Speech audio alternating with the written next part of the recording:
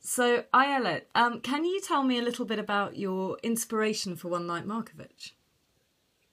Well, One Night Markovic actually started when I visited the first time the family of my husband.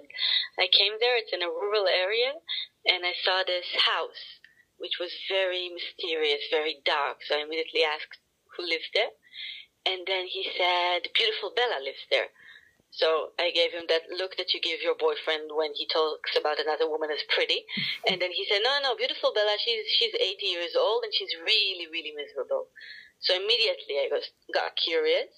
And then I asked more. And then I realized about this whole operation, this really heroic operation that went terribly wrong. Want me to tell you about the operation? Yes, that would be great. Little bit. Thanks.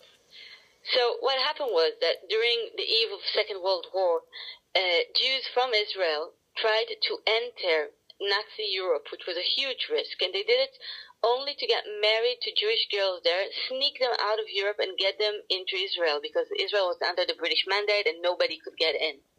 And what they were supposed to do is to get married, get into Israel, and then give them a divorce.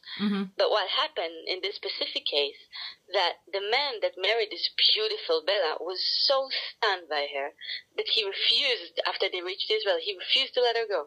Ah, okay. And then the story unfolds from there, and we follow the trials and tribulations of their marriage. Is that right?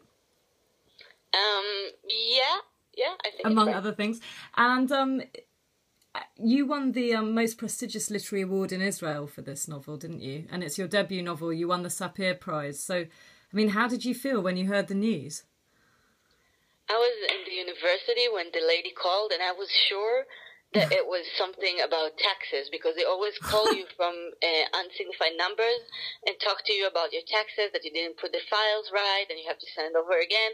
So I was like, seeing this number, answering, saying, who is this? And then she said, well, I have good news. So it was amazing. I think they heard me in half of the university. Oh, it must have been. Yeah, no, it must have been incredible. And then did you go to a big awards ceremony? Because it's a bit like our Booker Prize, isn't it? The Sapir? Yeah, you have this big ceremony and you have to wear this little black dress and to talk to many, many people. And it was, I don't know, for me it was like a sort of fairy tale. You know, you go on your bike and you ride on your bike to this big ceremony, and then after everything ends, you give back the dress that they took for you from some really prestigious boutique, and you go back home and you go to bed, and the next day you have to be in 8 o'clock in the university all over again. Yeah, must have been very strange, but brilliant. I mean, and I'm just going to ask you one last quick question, which is probably a very boring one, but I'm interested. What authors have most inspired you? I think if we're talking about Israeli authors, then it would definitely be David Grossman. I don't know if she's familiar in the UK. And I know when I think about international Grossman, it would be Gabriel Garcia Marquez, Roman Gary. Like, I love it when you have an author that is both ironic to the characters and really empathic to them at the same time. I think it's very difficult to hold this position. Like many do only one. You either really identify with them and then you don't see their flaws, or you really ironic to them and then you don't see that they're human beings. And I think these ones are able to do both. Oh, no, that's fantastic. Thank you for talking to me, Ayelet. Hallelujah. Thanks.